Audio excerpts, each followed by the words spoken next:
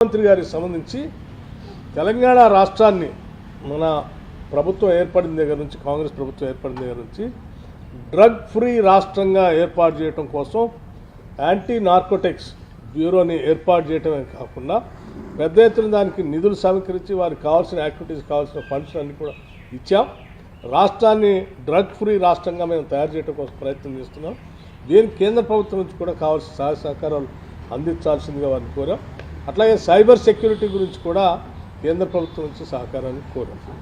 అట్లాగే IPS cadre సంబంధించి మాకు స్ట్రెంత్ దాదాపు 29 మంది ఐపీఎస్ క్యాడర్ రావాల్సిన అవసరం తెలంగాణకు, వారిని కూడా కేటాయించమని చెప్పి వారిని కోరటం జరిగింది.